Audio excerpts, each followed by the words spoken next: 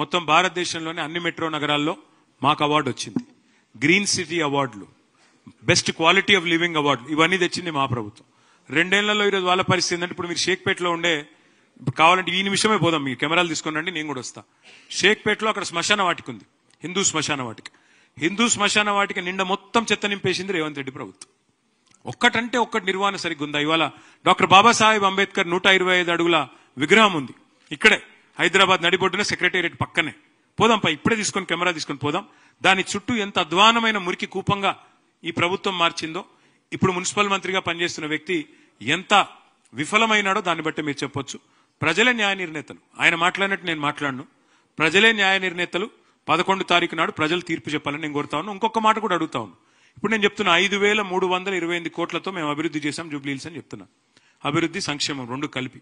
నువ్వు చెప్పు, 2 ఏళ్లలో నీ ప్రభుత్వం ఏం చేసింది జూబ్లీ హిల్స్ కి చెప్పు, హైదరాబాద్ కి చెప్పు, చెప్పి ఓటు అడుగు, తప్పేం?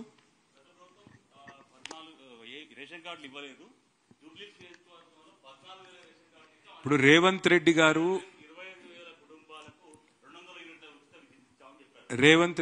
ఉత్తమ్ కుమార్ రెడ్డి గారు ఒక రూమ్ లో కూర్చుంటే ఈ సమస్య పరిష్కారం అయిపోతుంది. ఎందుకంటే ఉత్తమ్ కుమార్ రెడ్డి గారేమో శాసన మండలిలో, శాసనసభలో సివిల్ సప్లైస్ మినిస్టర్ గా ఆయన చెప్తున్నాడు, గత బీఆర్ఎస్ ప్రభుత్వం 6.5 లక్షల కార్డులు ఇచ్చింది, రేషన్ కార్డులు అని ఉత్తమ్ కుమార్ రెడ్డి గారు ఆన్ ద రికార్డ్ శాసన మండలిలో, శాసనసభలో చెప్పారు.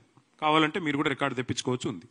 మరి రేవంత్ రెడ్డి గారు అబద్ధం చెప్తున్నాడా, నిజం చెప్తున్నాడు? ఎందుకంటే ఆయన మంత్రి 6.5 లక్షల కార్డులు, ఆయన మంత్రి మండలిలో పనిచేసే పౌర సరఫరాల మంత్రి చెప్తున్నాడు 6.5 లక్షల కార్డులు కేసీఆర్ ప్రభుత్వం ఇచ్చింది అని చెప్తున్నాడు. మరి రేవంత్ రెడ్డి అబద్ధం చెప్తుండా, ఆయన మంత్రి అబద్ధం చెప్తున్నా, వాళ్ళిద్దరూ దగ్గర కూర్చొని తేల్చుకుంటే మంచిది. రేషన్ కార్డులు ఇవ్వడం గొప్ప పని అని మేము అనుకోలేదు. అదో గొప్ప ముచ్చట, చాలా ఇంటర్నేషనల్ ముచ్చట, అదే గొప్ప పని, అంతకంటే గొప్ప పని మేమే. అందుకే మేము దాన్ని చెప్పకుండా చేసేసినాం. రొటీన్ గా అధికారులతో చేసినాం. మా ఎమ్మెల్యేలు కూడా చాలా మంది దానిలో భాగస్వామ్యం కూడా మేము కల్పించలే. రొటీన్ గా మీ సేవ ద్వారా ఇచ్చేసినాం. కానీ వీళ్ళేందంటే వీళ్ళ బతుకులకు అదే గొప్ప పని, అంతకంటే పెద్ద గొప్ప పని లేదు. కాబట్టి రేషన్ కార్డులు ఇచ్చడం అనేది కూడా గొప్ప పని లాగా చెప్పుకుంటున్నారు. అది వాళ్ళ భావదారిద్ర్యం. ఏం చేయగలిగేది? కాంగ్రెస్ నహీ తో ముసల్మాన్ నహీ. నిన్న విన్నాను నేను. ఈ భ్రమలకెళ్లి ముఖ్యమంత్రి గారు ఎంత తొందరగా బయటకు వస్తే, ఆయన అజ్ఞానాన్ని ఎంత తొందరగా వదిలించుకుంటే అంత మంచిది. డాక్టర్ బాబాసాహెబ్ అంబేద్కర్ రాసిన రాజ్యాంగంలో ఆర్టికల్ 25 నుంచి 28 దాకా స్పష్టంగా అందులో రాసినది, ఎవరు ఏ ధర్మాన్ని ఆచరించాలనుకుంటే ఆ ధర్మాన్ని ఆచరించవచ్చు, ఎవరు ఏ మతాన్ని. ఎందుకంటే we are secular country, as per constitution we are secular country. Any secular leader, any secular party first of all should come out of this illusion that because of their party a certain religion exists. BJP లేకపోయినా హిందువులు ఉంటారు, కాంగ్రెస్ లేకపోయినా ముస్లింలు ఉంటారు, ఎవరు లేకపోయినా అందరూ ఉంటారు, భారతదేశం ఉంటుంది. కాబట్టి ఎవరు ఏమనుకున్నా ఒకటి వాస్తవం, ఇవాళ ఇట్లాంటి అడ్డగోలు మాటలు మాట్లాడే ముఖ్యమంత్రికి ఒక మతాన్ని అవమానించినట్టుగా, కాంగ్రెస్ పార్టీ లేకపోతే ముస్లిం లేకపోవడం ఏందండి? అంటే కాంగ్రెస్ పార్టీ పుట్టకముందు ముస్లిం లేరా? కాంగ్రెస్ పార్టీ ఆల్మోస్ట్ చచ్చిపోయింది, మొత్తం చచ్చిపోయినాక కూడా ముస్లింలు ఉన్నారా? ఏం మాట్లాడుతున్నాడు ఆయన? కనీసం మెడకాయ మీద తలకాయ నోడైతే కూడా మాట్లాడట్లా. अच्छा यही चीज मैं बस यही कह रहा था कल हमारे जो चीफ मिनिस्टर ने कहा कि कांग्रेस नहीं तो मुसलमान नहीं, मैं बस उनसे इतना ही कहूंगा, बीजेपी नहीं तो हिंदू नहीं करके कोई बोलता है, कांग्रेस नहीं तो मुसलमान नहीं करके यहाँ के चीफ मिनिस्टर बोलते हैं, बट वास्तव तो यह है कि आज अगर आप संविधान देखेंगे, डॉक्टर बाबा साहेब ने लिखा, उसमें साफ लिखा गया आर्टिकल 25 से 28 तक कि India is a secular country और यहां पे हर किसी को अपना अपना धर्म, जो भी धर्म आप फॉलो करते हो, जो भी फेथ आप फॉलो करते हो, you can practise it as per your wishes. You are a free individual.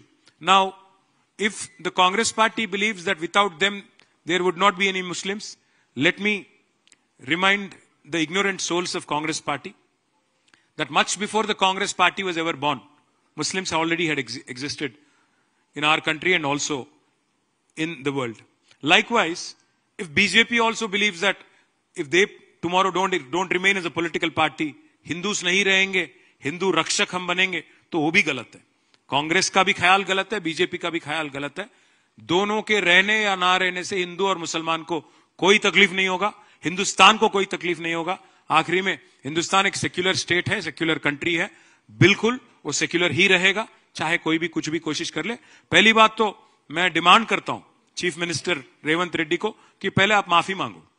आपकी पार्टी के जो कल ख्याल आपने इजहार सबके सामने खुलेआम आपने किया, इस बात को लेके आप माफी मांगो हर किसी से, क्योंकि ये तो इंसल्ट है. You are insulting an entire community और insulting an entire religion, which is definitely not what is expected of a chief minister.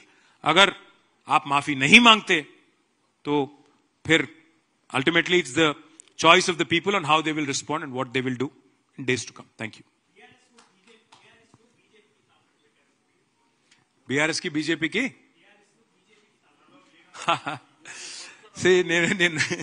నేనేమంటా అంటే మీరు ఒకటి చెప్పండి, ఇంతకంటే దృఢమైన బలం ఛోటే బాయ్ బడే బాయ్ బంధం ఎంత దృఢంగా ఉందంటే, ఛోటే బాయ్ వాళ్ళ బమ్మర్దికేమో బడే బాయ్ కాంట్రాక్ట్ ఇస్తాడు. ఛోటే బాయ్ బమ్మర్దికి 1150 కోట్ల కాంట్రాక్టు బడేబాయ్ ఇస్తాడు. బడేబాయ్ ఎంపీకేమో ఛోటేబాయ్ 1350 కోట్ల కాంట్రాక్ట్ ఇస్తాడు.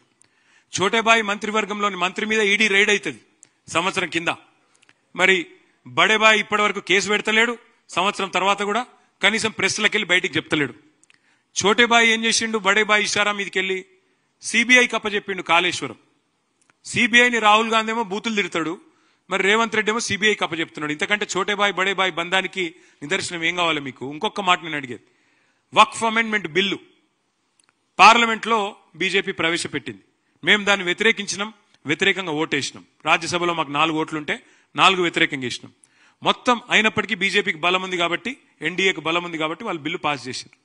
పాస్ చేసినాక 28 రాష్ట్రాలు ఉంటే భారతదేశంలో ఫస్ట్ గవర్నమెంట్ వక్ఫ్ అమెండ్మెంట్ బిల్లు వెంటనే